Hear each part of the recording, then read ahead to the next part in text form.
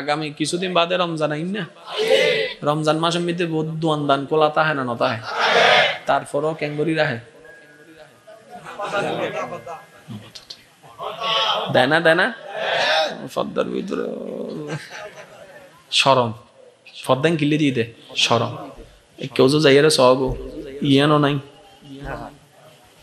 নাই হই দেও ভাই কেউ যে যাইয়ারে সগো ইনকি রমজান মাস না কি বুঝিতে পারতেন তো জিএনএন অবস্থা ইন হালিয়েন নয় বুধ হন হর প্রস্তুতি লন না জিয়তুন আরে মুয়াজ্জিন ইমামর ফুয়া নাস্তিক কি দিল্লে পর্যন্ত রা ঘটাছে দে হাফেজে কোরআন নাস্তিক কি দে অনার ফুয়া নো বুতে গ্যারান্টি কি হজ্জে করন গুণ না গরন আর হজ্জে এক সময় দেবেন দে ইসলামর ঈদ ওয়াই ফেতেন না পালন করি বেলাই আল্লাহর ওয়াস্তে নবীর আদর্শত ফিরিয়েন নবীর আদর্শত কি নবীর আদর্শ দি কেউ যদি তোমারে গাইল দে মুস্কি হাসি সালাম দিও সুবহানাল্লাহ নহর তো নবীর আদর্শ দি কেউ যদি তোমার ফাতর ভাত টানি হাই ফেলাই তোমার তুন যদি হনদিন ক্ষমতা তাহে তারে 2 প্লেট বিরিয়ানির ভাত দি দিও কেউ যদি তোমার আডার রাস্তা বন্ধ করে দে আল্লাহ যদি তোমার ক্ষমতা পাওয়ার দেয় তাল্লাই উগ্র বরসায় রাস্তা বানাই দিও মাইরের পরিবর্তে মান্য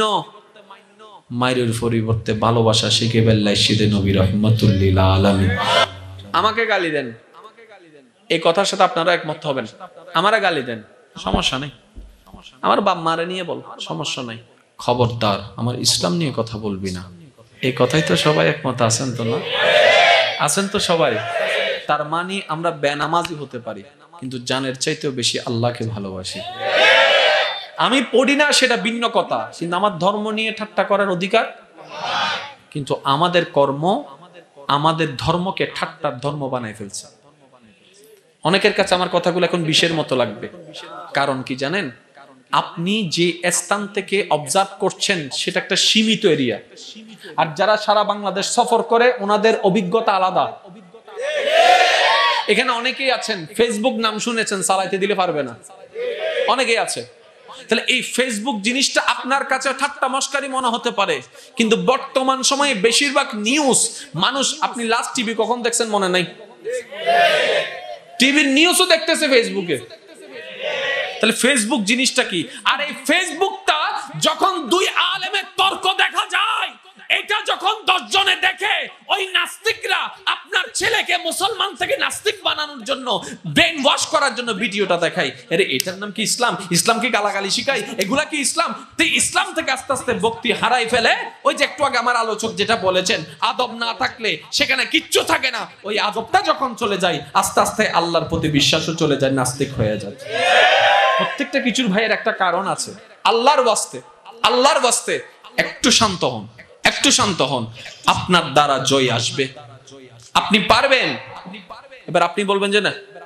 হাউ ক্যান আই ডু আমি কেমনে আমি বলবো ভাই আপনি শুধু কদম আগাবেন রহমতটা আপনার রবে করে দিবে আর একটু জোরে বলেন না এবার আমি আপনাদেরকে কিছু প্র্যাকটিক্যাল কথা বলতে চাই যদি শোনার আগ্রহ থাকে কারণ মাহফিল মানি আমার দৃষ্টিতে এটা মাই অপিনিয়ন মাহফিল মানি আমি এক একটা ক্লাস মনে করি প্রত্যেকটা মাহফিলকে আমি এক একটা ক্লাস মনে করি যেখানে আমি নিজে কিছু শিখতে পারবো বলার মাধ্যমে আমি কিছু জানতে পারবো আর আমার ইয়াং জেনারেশনের ভাইদের কাছে ইসলামটাকে সহজভাবে প্রেজেন্ট করতে পারবো একবার বলেন তো দেখি মারহাবা আর মাত্র 5 মিনিট আছি একটু খেয়াল করবেন গভীর মনোযোগ সায়েন্স আছে না commerce physics chemistry biology mathematics বিভিন্ন সাবজেক্ট আছে আর প্রত্যেকটা সাবজেক্ট পৃথিবী চলানোর মতো এবার আপনার কাছে আছে কি জোরে বলেন না এবার সায়েন্সের একজন ফিজিক্সের ছাত্র এসে কেমিস্ট্রির ছাত্র এসে আপনার সামনে চ্যালেঞ্জ ছুটে মারলো আমার কাছে সায়েন্স আছে তোমার কি আপনি যদি সেটাকে সওয়াবওয়ালা কোরআন মনে করেন আপনার কাছে কোনো উত্তর নাই আর আপনি যদি সেটাকে আল্লাহর কালাম ফিল করতে পারেন আপনি চোখ বন্ধ করে বলবেন মুস্কি হেসে এই কোরআনকে চ্যালেঞ্জ করার জন্য মাত্র একটা বই আনছো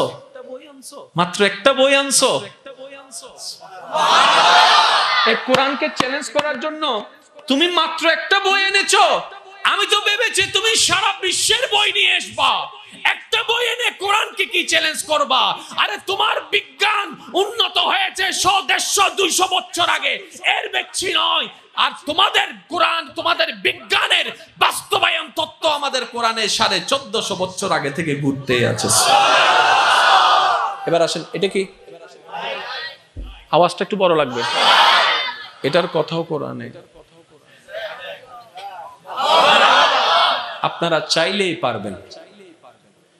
আমি ব্যক্তিগতভাবে বিলিভ করি প্রত্যেকটা মুসলমান ইসলামের খাদেম।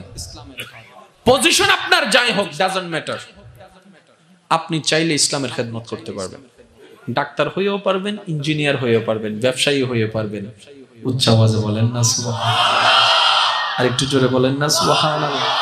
তাই এই ইসলামকে আল্লাহর ওয়াস্তে হাসি ঠাট্টার পাত্র যেগুলা কর্ম দিয়ে হয়, ওই কাজ যেন আমরা না করি। আর একটু জোরে বলেন না। আপনি জানেন মাঝে মধ্যে দেখানোর জন্য নামাজ পড়ান লাগে। জীবন মানে কি? খাওয়া। আমি আপনারা বলেন, যেটা মন চায় সেটা বলেন। জীবন মানে কি? শুধু খাওয়া? জীবন মানে ব্যবসা করা? তাহলে জীবন মানে চাকরি করা? এটাও না। আচ্ছা, জীবন মানে রাস্তায় হাঁটা চলা করা? এটাও না। আচ্ছা, জীবন মানে বিয়ে করা? এটাও না। আচ্ছা, জীবন মানে রাত্রে ঘুমানো? তো জীবন মানে কি? জীবন মানে জীবনদাতাকে সন্তুষ্টি করার কাজ করা। এক কথায় শেষ। জীবন মানে জীবনদাতাকে সন্তুষ্টি করার কাজ করা। এই যে আপনি পানিটা নিলেন, কোন হাতে খাবেন? তো বাম হাত থাকতে ডান হাতে খাচ্ছেন কেন? ডান হাতে খেলে আপনার জীবনদাতা খুশি হবে, তাই সেটাও ইবাদত। বাম হাতে খেলে জীবনদাতা নারাজ হবে, তাই সেটা গুনাহ। আপনি যখন মা বাবার সামনে যাবেন, ভয়েস তো ভয়েস, আওয়াজ তো আওয়াজ, চোখ তো চোখ, মা বাবার সামনে যখন যাবেন চিল্লায় কথা বললেন, আপনার আল্লাহ নারাজ হয়ে যাবে, সেটা গুনাহ হয়ে যাবে। যখন আদব নমনীয়তার সাথে কথা বলবেন, আপনার মা বাবা যখন খুশি হবে, রবটাও খুশি হয়ে যাবে।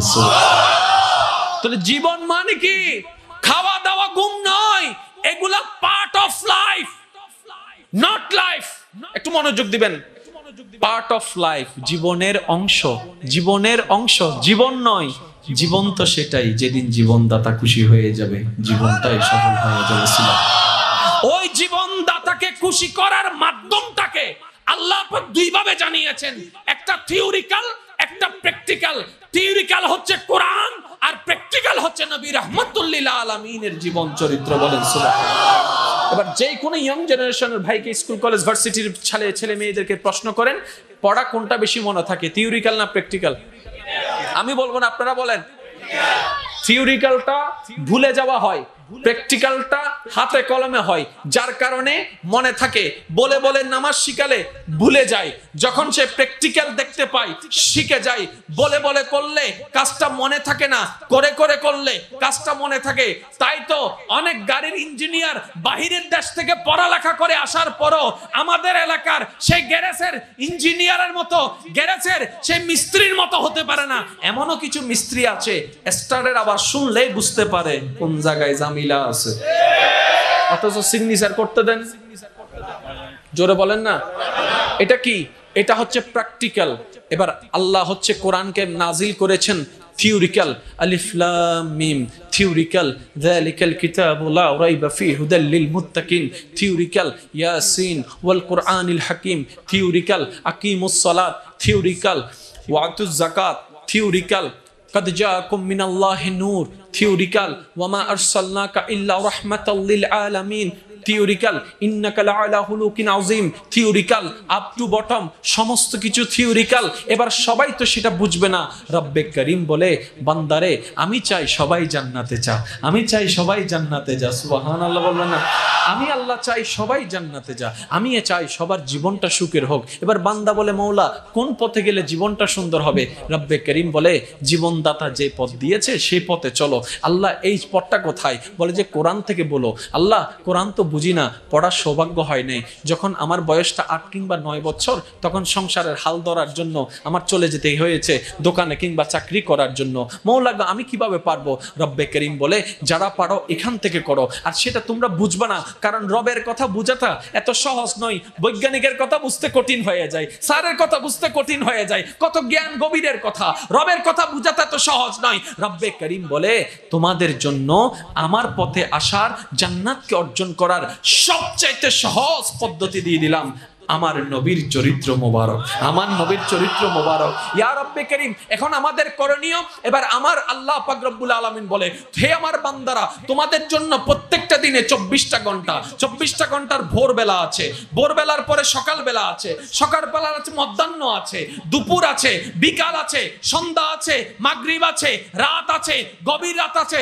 আল্লাহ তো এখন কি করব? রব্বে করিম বলে, এই 24টা ঘন্টার তোমার বিভিন্ন কাজ আসবে, বিভিন্ন কর্ম আসবে, বিভিন্ন ধরন আসবে। তুমি সকালবেলা যখন হবে ঘুম থেকে উঠবা, তারপরে তোমার কিছু করণীয় আছে, মুখ ফ্রেশ করবা, তারপরে তোমার কিছু করণীয় আছে, বাথরুমে যাবা, ওয়াশরুমে যাবা, তারপরে তোমার কিছু করণীয় আছে, টেবিলে বসবা, নাস্তা খাওয়ার জন্য বসবা, তারপর তোমার কিছু করণীয় আছে, ঘর থেকে বের হবা, তারপর তোমার কিছু করণীয় আছে, ব্যবসা কিংবা চাকরি শুরু করবা, তারপর তোমার কিছু করণীয় আছে, দুপুরবেলার খাওয়ার জন্য বসবা, তারপর তোমার কিছু করণীয় আছে, জোহরের নামাজটা আদায় করবা, তারপর তোমার কিছু করণীয় আছে। এরকম করণীয় 24টা ঘন্টার যত প্রকার করণীয়, প্রত্যেকটা করণীয় কিভাবে করবা তার এক্সাম্পল, উপমা স্বরূপ আমি আল্লাহ তোমাদের নবীকে দিয়ে দিলাম, নবীকে দিয়ে দিলাম, নবীকে দিয়ে দিলাম। তোমার উঠাটা নবীর সুন্নত দিয়ে সাজাও, তোমার বসাটা নবীর সুন্নত দিয়ে সাজাও, তোমার খাওয়াটা নবীর সুন্নত দিয়ে সাজাও, তোমার ঘরে থাকা নবীর সুন্নত দিয়ে সাজাও, তোমার বের হওয়া নবীর সুন্নত দিয়ে সাজাও, তোমার রাস্তায় হাঁটার সময় চোখ নিচে রাখা নবীর সুন্নত দিয়ে সাজাও।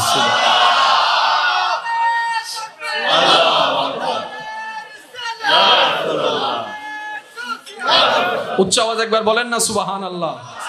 এভাবে সাজাও, কেমনে তুমি আমার প্রিয় হয়ে যাবা তুমি নিজেও বুঝবা না। আর একটু জোরে। তাহলে আমরা সবাই কি? জোরে বলেন, আমি আওয়াজটা একটু বড় লাগবে। আমরা সবাই কি? আমাদের শুধু একটাই কাজ, যেমনে পারি তেমনে রবকে কি করা। আর একটু জোরে, রবকে কি করা? তাহলে রবকে খুশি করতে গেলে কিছু কাজ করতে, আমি বলবো না আপনারা বলবেন, রবকে খুশি করতে গেলে কিছু কাজ করতে, রবকে খুশি করতে গেলে কিছু কাজ বাদ দিতে। তাহলে করতে হবে সেটাও আমাদের জানা আছে, বাদ দিতে হবে সেটাও আমার জানা আছে। এবার আমরা বললে, হুজুররা বললে তো আপনারা একটু নাকুস কেন, হুজুর কেন বেশি হয়? আজকে হুজুররা বলবেন, আপনারা বলবেন, আমি শুধু কিছু নামের কথা বলবো, কিছু কাজের কথা বলবো, আপনারা শুনে শুনে বলবেন করতে হবে নাকি বাদ দিতে হবে, শুধু আপনারাই বলবেন। নামাজ, নামাজ, রোজা, হজ, যাকাত, মা বাবার সেবা, বড়দের সম্মান, ছোটদের স্নেহ, সুযোগ পাইলে মানুষের জাগা।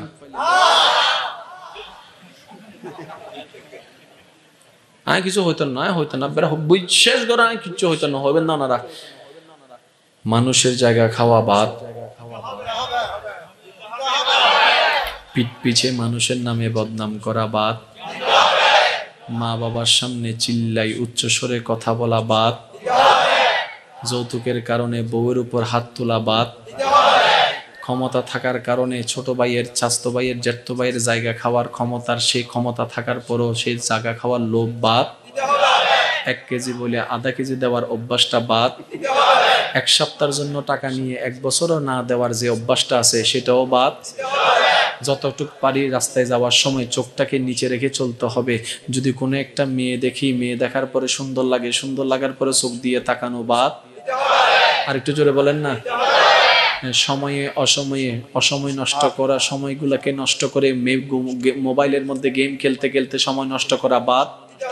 আর একটু জোরে বলেন না বাদ। এটার নামে ওইটারে কইয়া ফ্যাঁস একটা লাগাই দিয়ে সম্পর্কের মধ্যে ফ্যাঁস লাগাই দেওয়া বাদ। তাহলে কি বাদ দিতে হবে সেটাও জানি, কি করতে হবে সেটাও বাকি ননার ইচ্ছা জন। পারি না কেন যদি প্রশ্ন করি, সবাই এক বাক্যে বলবে, হ্যাঁ আমি করতাম, জায়ের শয়তানে করতো না। সবাই এক বাক্যে এটাই বলবে। হাত দোষ নমাতে আর কেন জোরে ইতে ফেঁস লাগাই দোষ বলে শয়তানর, ইতে নামাজ না পড়ে দোষ বলে শয়তানর, ইতে মারল চিল্লে হতা হই দোষ বলে শয়তান, শয়তান হতা আমি কি ইজ্জিতে আমি কিছু বুঝছি না। তুই না কুজরাইবে আর মেজাজ গরম করে দিস যে শয়তানে হদ অ তো তুই গরম করে দিস বলি তাই তোর টুন সেরে তার দুয়া ফালাই দিস তো শয়তানে হদ দে গরম আয় গড়াই ঠিক আছে তুই জ্ঞান বদ দিন সর না আয় দিল তুই লইস কা আয় দি তুই ললি কা ও ইয়ান তো কাহতা রাস্তা গেলে বজন তো মলম ফাটিয়ে তো হাবাত দিব লইলে কা শয়তানে গোসা দিব লইকা, শয়তানে হিংসা দিব লইকা, শয়তানের লোভ দিব লইকা। এই জিনিসটা যদি আমরা বুঝিতে পারতাম শয়তানের কৌশল বেগিন দরিতে পারতাম, যত শয়তানের কৌশল দরিতে পারতাম ইতারে বারবার পরাজিত করিতে পারতাম। আর ইতারে পরাজিত গরণর নামেই হচ্ছে জিহাদে আকবর আছে। জাহান্নামের একটা চেহারা আছে, এতগুলা ডিজাইনের মধ্যে রবের কাছে এই মানবের চেহারা কেন সবচাইতে সুন্দর হলো? আহসানুল খালক কেন আল্লাহ মানব জাতিকে বললেন? রব্বে করিম বলে আমার হাবিব নবী, রাহমাতুল লিল আলামিন নবী, দো জাহানের বাদশা নবী, আদমের নবী, মূসার নবী, ঈসার নবী, দাউদের নবী, ইউসুফের নবী, ইব্রাহিমের নবী, ইসমাইলের নবী, ইসহাকের নবী, জিব্রাইলের নবী, মূসার নবী, ইসহাকের নবী। Ajmer recording. Subscribe, like, comment, share করুন। ধন্যবাদ। মসজিদ বিশেষ নাম, মাদ্রাসা বিশেষ নাম, মেহফিল বিশেষ নাম আছে না? আসমান,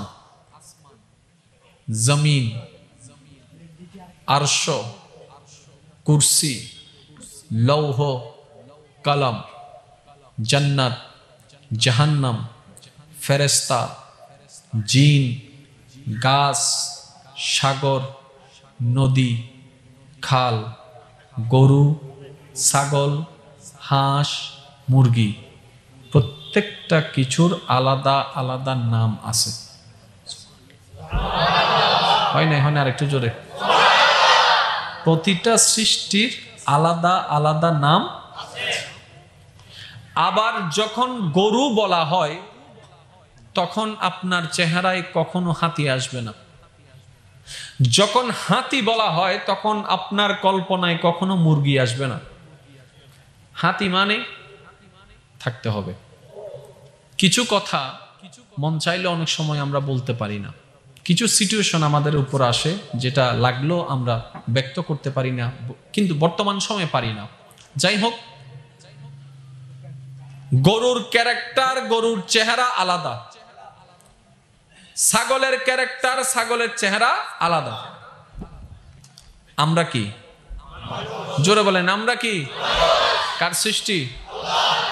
স্রষ্টার সৃষ্টিতে যতগুলা সৃষ্টি আছে সমস্ত সৃষ্টির ভিতরে স্রষ্টার মায়ার নজরে যেই সৃষ্টিটা সবচাইতে সুন্দর সেই সৃষ্টির নাম হচ্ছে মানুষ। বানানেওয়ালা বানিয়েছেন অগণিত। এবার সে বানানেওয়ালাকে যখন সমস্ত সৃষ্টি প্রশ্ন করলো, মৌলা এক এক সৃষ্টি দেখতে এক এক রকম, স্রষ্টার সৃষ্টিতে মানুষের মতো সুন্দর আর কিছু? এবার বলেন, মুরগির চোখ আছে না? মানুষের চোখ আছে না? কোনটা সুন্দর? গরুর ঠোঁট আছে না? মানুষের ঠোঁট কোনটা সুন্দর? বানরের হাত আছে না? মানুষের হাত কোনটা সুন্দর?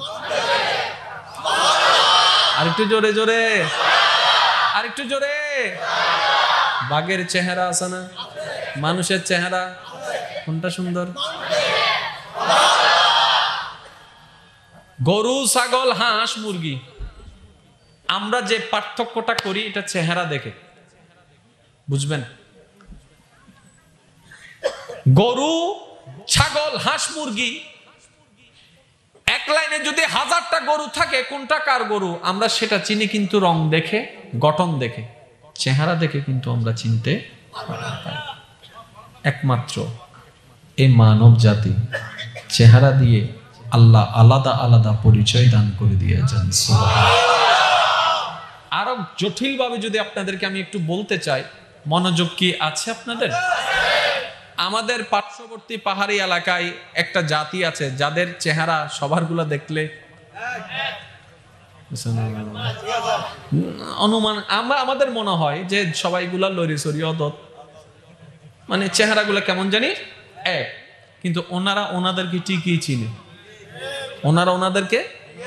এবার আসুন, তাহলে স্রষ্টার সৃষ্টিতে আসমান আছে, আসমানের একটা রং আছে, একটা ডিজাইন আছে, একটা চেহারা আছে। জমিনের একটা চেহারা আছে, গাছের একটা চেহারা আছে, সাগরের একটা চেহারা আছে, নদীর একটা চেহারা আছে, গরুর একটা চেহারা আছে, ছাগলের একটা চেহারা আছে, মুরগির একটা চেহারা আছে, সাপের একটা চেহারা আছে, ফেরেশতার একটা চেহারা আছে, জিনের একটা চেহারা আছে, জান্নাতের একটা চেহারা আছে, জাহান্নামের একটা চেহারা আছে। এতগুলা ডিজাইনের মধ্যে রবের কাছে এই মানবের চেহারা কেন সবচাইতে সুন্দর হলো? আহসানুল খালক কেন আল্লাহ মানব জাতিকে বললেন? রব্বে করিম বলে, আমার হাবিব নবী, রাহমাতুল লিল আলামিন নবী, দো জাহানের বাদশা নবী, আদমের নবী, মূসার নবী, ঈসার নবী, দাউদের নবী, ইউসুফের নবী, ইব্রাহিমের নবী, ইসমাইলের নবী, ইসহাকের নবী, জিব্রাইলের নবী, মূসার নবী, ইসহাকের নবী, ইউসুফের নবী, জিব্রাইলের নবী, মিকাইলের নবী, আজরাইলের নবী, জান্নাতের নবী। আর একটু জোরে, জান্নাতের নবী, কুল সৃষ্টি জগতের নবী, যাকে আমি আল্লাহ রাহমাতুল লিল আলামিন বানিয়েছি, পাঠাবো। ওই নবীকে কোন রূপে নয়, যে রূপে পাঠাবো ওই নবীর নিসবতে ওই রূপটাই আমার কাছে সবচাইতে দামি, সবচাইতে প্রিয়। এবার আসেন, পৃথিবীতে যত জিকির যা কিছুই আছে সবকিছুর দাম হয় নিসবতের কারণে। স্কুলে যারা পড়েন, এরকম কোন স্টুডেন্ট থাকলে একটু হাত তোলেন। স্কুলে যারা স্কুলে পড়েন, মাশাআল্লাহ মাশাআল্লাহ, হ্যাঁ তোলেন, মাশাআল্লাহ। আপনারা একটু হাতগুলা দেখেন। আচ্ছা, এবার নামান। যারা কলেজে পড়েন এমন কেউ থাকলে হাত তোলেন। কলেজে মাশাআল্লাহ হাত তোলেন না, সমস্যা নেই, প্রশ্ন করছি না আপনাদেরকে। এখানে দেখেন, মাশাআল্লাহ। আচ্ছা, তাহলে কলেজ পর্যন্ত পেলাম। ভার্সিটি কি বলবো? ভার্সিটি মাশাআল্লাহ। এবার নামান। আমাদের মুরব্বী যারা আপনারা দেখেছেন, আপনাদের সন্তানেরা হাত তুলেছে, ওদেরকে জিজ্ঞেস করেন বর্তমানে ইসলামের অবস্থা সারা বিশ্বে কি অবস্থা? বেহাল দশা। আপনি পড়ে আছেন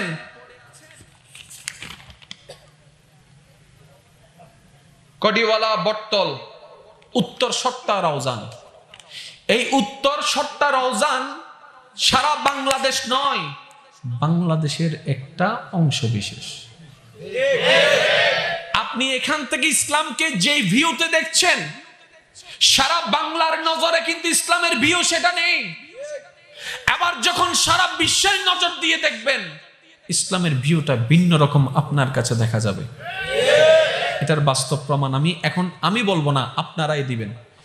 ইসলাম কি শান্তির না অশান্তির? যার যত শক্তি আছে ইমানে আওয়াজে বলেন, শান্তির না অশান্তির? ইসলাম কি অশান্তির ধর্ম নাকি শান্তির ধর্ম? সবাই কি বলেছে আপনারা শুনেছেন। এবার আমি প্রশ্ন করতেছি, আপনারা উত্তর দেন। কিন্তু বর্তমান ইসলাম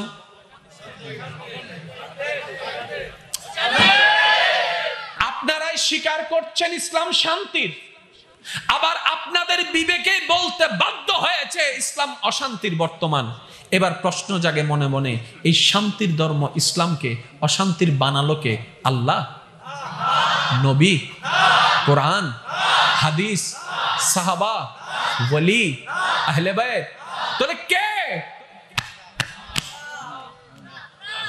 জোরে বলেন না রে ভাই। এই শান্তির ধর্মকে অশান্তির বানালো কে? আমরা।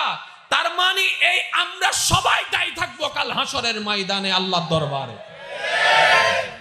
আপনি কি পালন করছেন সেটা বড় ব্যাপার নয়। আপনার কোন কথা, কর্ম, কাজের কারণে যদি বিধর্মী যদি আমাদের ধর্মের প্রতি আঙ্গুল তোলার সাহস পায়, এটাই হবে আমাদের সবচেয়ে বড় ব্যর্থতা। এবার আসেন, আমি একটু আগে আমার সভাপতি মহোদয় দেখছিলেন, আমি এখানে বসে বসে কোরআন দেখছিলাম, খেয়াল করছেন মনে হয়। কোরআনের একটা বড় মজেজা কি জানেন? আপনি মনে মনে শিকার জন্য যেখান থেকেই খুলবেন সেখান থেকে কিছু না কিছু পেয়ে যাবেন। সুবহানাল্লাহ নহর। মনে মনে একটা জিনিস চিন্তা করছেন, যদি শ্রদ্ধা ভক্তি ভালোবাসা যদি তেমন থাকে, কোরআনে আপনি যেখান থেকে খুলবেন সেখান থেকে কোনো না কোনো উত্তর পেয়ে যাবেন। মৌমাছি থেকে কি হয়? জোরে জোরে। মধু সম্পর্কে আপনাদের জ্ঞান যেটা আছে সেটাই বলবেন। মধুর মধ্যে রোগের শেফা আছে না নাই? তাহলে তো আপনারা জানেন। এই মৌমাছি ঘর বাঁধে কোথায়? আর বলেন না, পাহাড়ে। আর জঙ্গল তো গাছে বলছেন তো। আর পাহাড়ে, গাছে। আর বলেন বলেন আর একটু বড় করে, মানে ঘরে। মৌমাছি ঘর বাঁধে কোথায়? কয় জায়গায়? 1 নাম্বার পাহাড়ে, তারপরে গাছে, তারপরে। এছাড়া তার কোথাও মৌমাছিকে ঘর বাঁধতে দেখেন নাই? আর দেখছেন? সূরা নাহল আয়াত নম্বর 68, ওয়া আওহা রাব্বুকা ইলান নাহলে, আল্লাহ মৌমাছিকে নির্দেশ দিয়েছেন।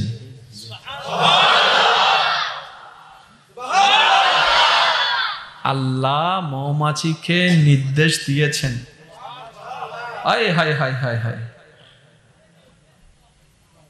পাহাড়ে ঘর বাঁধো, গাছে ঘর বাঁধো, উঁচু চাল গৃহে তৈরি যেটা আছে ওই চালের মধ্যে ঘর বাঁধো। তাহলে আমাদের জীবনে মৌমাছি সম্পর্কে আমাদের যে ধারণা, 3টা জায়গা ছাড়া মৌমাছি কখনো ঘর বাঁধে না, ওই মৌমাছির ঘর বাঁধার যে থিওরি, ও মৌমাছি এত জায়গা থাকতে 3 জায়গায় বাঁধো কেন ঘর? বলে যে আমার রব আমাকে সেই হুকুম দান করেছেন। সুবহানাল্লাহ। 1450 বছরের আগের কোরআনে এই তথ্য আসলো কেমনে? আর একটু জোরে বলেন না। তাহলে যে কোরআনে মৌমাছির ঘর বাদ পড়ে নাই, আরেকখানে আস্তে করে হবেন না, আরেকখানে আস্তে করে হবেন না। আল্লাহ কবুল করক। আরেকখানে জোর হন, আল্লাহ কবুল করক। কোরআনত আছে না নাই? কোরআনত আছে না নাই? আমাদের পেট কয়টা? একই পেটে খাবার যাচ্ছে, যা হওয়ার তা হচ্ছে আল্লাহর কুদরতি ব্যবস্থাপনায়, যা বের হওয়ার তা বের হয়ে যাচ্ছে। ঠিক আছে? আমরা সবাই জানি মৌমাছি ফুল থেকে রস সংগ্রহ করে রাখে কোথায়? জোরে বলেন না, রাখে কোথায়? তারপরে আমরা যেটা এতদিন জেনেছি সেটা কি? বাথরুম করে, তারপরে সেটা মধু হয়ে যায়। ঠিক না? এই জিনিসটা আমাকে খুব বারবার ভাবিয়েছে। আল্লাহ মুসলমানকে এমন পবিত্র রাখে, হারাম জিনিস কখনো আল্লাহ মুসলমানকে খাওয়ায় না। তার একটা বাস্তব প্রমাণ আমি আপনাদেরকে বলি। যতই আপনি যাই কিছু করে ভাত খান না কেন, যদি ওইখানে পোকা থাকে আপনার নজরে পড়বেই পড়বে পড়বে। ছোট্ট একটা যদি চুলও থাকে দেখবেন এটা আপনার নজরে পড়বে। এমনি চশমা ছাড়া দেখে না, কিন্তু উনিও দেখে। জোরে বলেন না। কোন একটা কিছু খাবার ক্ষেত্রে যদি হারাম কিছু থেকে যায়, কোনো না কোনো ভাবে আপনার নজরে পড়বে, কারণ আল্লাহ চাই না মুসলমান কখনো হারাম খাক। তো যে রাস্তা দিয়ে বের হয় এতদিন আমরা জেনেছি, এই রাস্তা তো আমাদের জন্য হারাম। এটা আমাকে বারবার ভাবতো এক সময়। আল্লাহর কি কুদরত, এখানে বসে বসে ভাবছি, তখন কোরআনুল করিমের 69 নম্বর আয়াতটা আমার নজরের মধ্যে পড়ে যায়, যেখানে আল্লাহ পাক রব্বুল আলামিন বলছে তার পেট থেকে ভিন্ন ভিন্ন রং বের হয়। আরেকটু জোরে, আরেকটু জোরে। এবার মজার বিষয়টা দেখেন, বিজ্ঞান যেটা বলছে মধুতে শেফা আছে, রোগের ওষুধ আছে, আল্লাহ কোরআনে বলছেন ফিহে শিফাউন লিন্নাস। শিকার আগ্রহ যাদের আছে তারা একবার বড় করে বলেন সুবহানাল্লাহ। কুরআনুল কারীমের সূরা নহলের 69 নম্বর আয়াত, ফিহে শিফাউন লিন্নাস, ফিহে শিফাউন লিন্নাস। রব্বে করিম বলছে ওই মৌমাছির ফুল থেকে সংগ্রহ করা সে রসগুলা যখন কুদরতি ব্যবস্থাপনায় বের হয় সেটা মধু হয়ে যায়। ওই মধুর মধ্যে এমন নিয়ামত থাকে যেটা বিজ্ঞান দ্বারা প্রমাণিত, রোগের জন্য শেফা হয়, রোগের জন্য শেফা হয়, ওষুধ হিসেবে কাজ হয়, ওষুধ হিসেবে কাজ হয়। এবার সেই মধুটা কার জন্য? আল্লাহ চাইলে বলতে পারতেন লিল মুসলিমিন, তাহলে মুসলমানের জন্য হয়ে যেত, কিন্তু আল্লাহ কত সুন্দর হিকমত করেছেন দেখেন, লিন্নাস বলেছেন মানবের জন্য। এই মানবের ভিতরে মুসলমানও আছে, বিধর্মীও আছে, আস্তিকও আছে, নাস্তিকও আছে, রবকে মাননেওয়ালাও আছে, না মাননেওয়ালা আছে। রব বলে এই মধু আমি আল্লাহর কুদরতে হয়, আর এই কুদরতের নিয়ামত আমি আল্লাহ সমস্ত মানুষের জন্য উন্মুক্ত করে দিলাম। মনে রাখবেন ভাইয়েরা একটা জিনিস, কোরআন সবার, আল্লাহ সবার, নবী সবার। শরীয়ত মানলে, আল্লাহ এবং রসুলের হুকুম মানলে ফায়দা সবার। এবার অনেকের মাথার উপর দিয়ে চলে গেল কথাটা, সম্ভবত হয়তো বুঝতে পারেননি, তাই একটু ক্ল্যারিফাই করার চেষ্টা করছি। আল্লাহটা সবার, আমাদের নয়। কোরআনটা সবার, আমাদের নয়। নবীটা সবার, আমাদের নয়। আমার ভাই বলছে ভাইয়া এখনো ঠিক বুঝতে পারলাম না। আমি বললাম আল্লাহটা সবার, তবে ভাগ্যবান আমরা, মাননেওয়ালা তারা হয় নাই, মাননেওয়ালা আমরা হয়েছে। কোরআনটা সবার জন্য এসেছে, গ্রহণকারী তারা হয় নাই, আমরা হয়েছি। নবী রহমতুল্লিল আলামিন সবার জন্য এসেছে, গ্রহণ করনেওয়ালা কেউ ছিল না, আমরা হয়েছি। তাই তো মুসলমানদের বড় ভাগ্য। সেজন্য আল্লাহ বলেছেন হুদাল্লিন নাস। কোরআনকে কি বলেছেন? হুদাল্লিন নাস। এটা মানব জাতির হেদায়েতের জন্য কোরআনকে নাজিল করা হয়েছে। ইমানদার ভাইয়েরা, আমি এই কথাটা ওইখান থেকে আনলাম যে কোরআন এটা সাধারণ কোনো গ্রন্থ নয়। এই কোরআন যাদের হাতে থাকবে, নবী রাহমাতুল লিল আলামিনের মতো নবীর আদর্শ যাদের হাতের মধ্যে থাকবে, সেই ইসলাম তো কখনো পরাজিত হতে পারে না, সেই ইসলাম তো কখনো অশান্তির হতে পারে। তাহলে আজকে এই অবস্থা কেন? আমাদের ভুলের কারণে। মনে রাখবেন, তর্ক করেন, ঝগড়া করেন, যাই করেন, দিন শেষে বাস্তবতা আপনাকে মানতেই হবে। এইটা ছাড়া আপনার কোনো দ্বিতীয় উপায়। আজকে স্কুল কলেজ ভার্সিটির ছাত্রদেরকে জিজ্ঞেস করেন, আপনারা আমরা তো এখান থেকে ইসলাম বুঝছি, একটু ঢাকার মধ্যে গিয়ে ইসলাম দেখেন, ইসলাম আছে, মুসলমান নাই। এবার অনেক বলবে যে না মুসলমান, ঢাকার ভাই বোনেরা বলবে যে হুজুর এই কথা কেন বললেন? আমি বললাম ভাই, মুসলমান সে নয় শুধু কালিমা পড়ে, মুসলমান তো সে যে ইসলামটাকে অন্তরে ব্রেনে লালন করে, পালন করে, স্মরণ করেছে।